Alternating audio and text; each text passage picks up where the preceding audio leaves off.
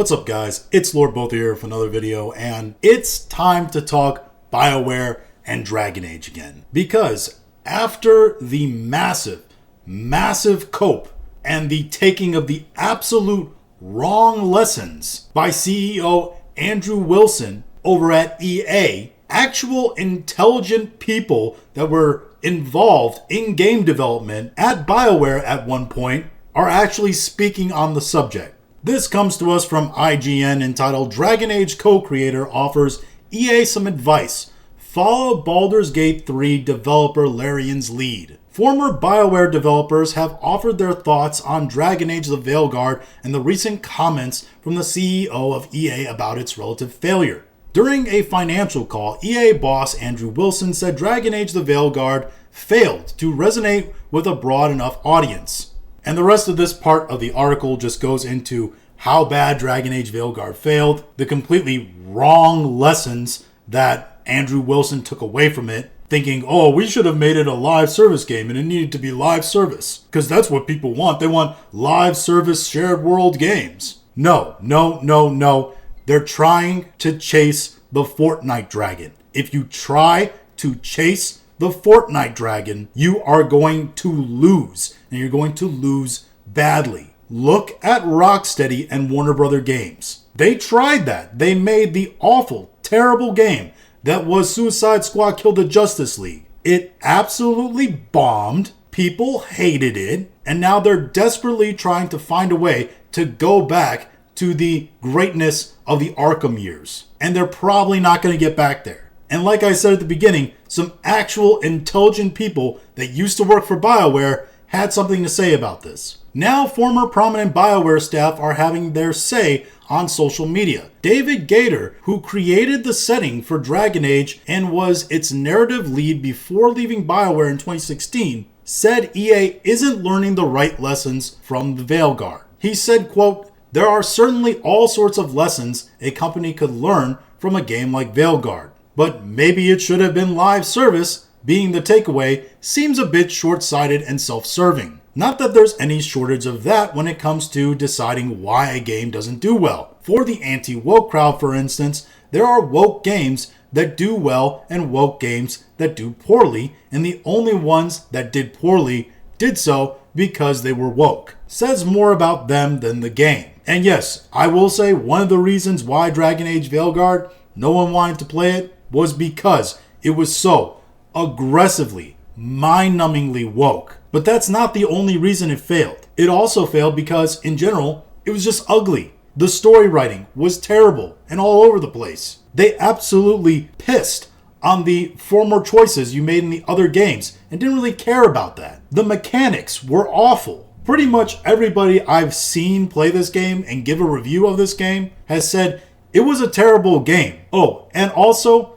one of the reasons was because it was woke. Not that it was the only problem with it. Though it was, again, aggressively woke in its storytelling. And he's also correct here in saying that there are some woke games that are successes. If Fallout 3 and New Vegas came out today, they would be considered woke. If the Mass Effect series came out today, just because it has gay and lesbian options as romances in it, it would be called woke. The Outer Worlds is an incredibly woke game, and it was very successful. Now, did some of that success come because it was coming from Obsidian Studios and was the first game they put out in a very long time, and people were kind of hyped just to see what they were going to do because, they made Knights of the Old Republic 2 and all that? Yeah, maybe. But again, it was a woke game that was successful. People still bought it. And in general, it seemed like they liked it because it's getting a sequel. Gator would go on to say, "My advice to EA, not that they care,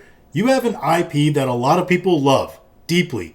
At its height, it sold well enough to make you happy, right? Look at what it did best at the point where it sold the most. Follow Larian's lead and double down on that. The audience is still there and waiting." And he's right. These games, these epic RPGs, they're movies. They are not live service, give me season after season of new stuff, TV show games. Larian understood that. They took a long time and a very decent amount of money to make a big epic movie of a game. And it's one of the most successful games in decades, especially in the Western RPG segment, which Dragon Age had the opportunity to do, and they absolutely fumbled the bag. Gator wasn't the only former prominent Dragon Age developer to respond to Wilson's comments.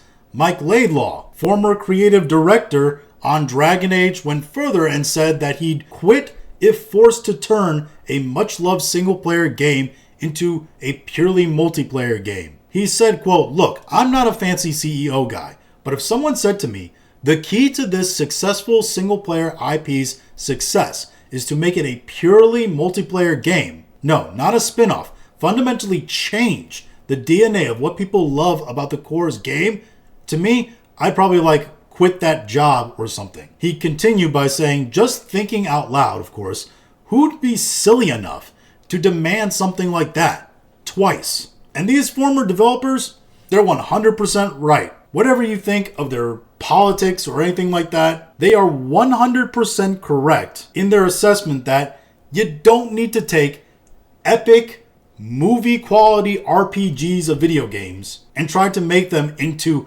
live service TV show like video games. Not everything has to be a multiplayer.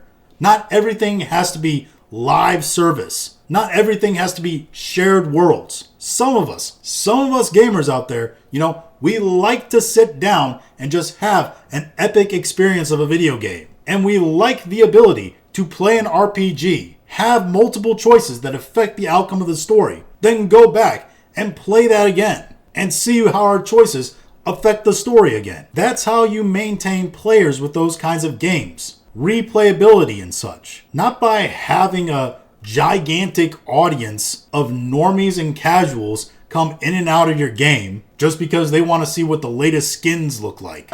No, this is not knowing your audience. This is not understanding what the people want and just trying to chase the hot thing right now. And if you do that, you're gonna end up driving your company out of existence. We already saw that, like I said, with Rocksteady and Warner Bros. Games. And if BioWare tries to do this with EA games, they don't have the same kind of deep pocket money to burn like Warner Bros. EA will move off of them. If they have another failure, even if it's not in the live service genre, right? Even if the next Mass Effect is a standard sort of RPG that we've gotten from BioWare before in the past, and it's not a good game, that could be it for BioWare at EA. And that's a very sad and scary prospect because they have put out some masterpieces in the past. And I hope that they're actually getting this one right though, at least from some of the stuff I've been reading. With them getting lean and mean in their studio, keeping only vets around really to work on the game. And I'm going to copingly take that into a positive direction. But those are just my thoughts on all this. If you have your own thoughts, go ahead and leave them in the comments. If you like this video, go and like, share, and subscribe. If you didn't like this video, appreciate you watching all of it. And we'll talk to you again later.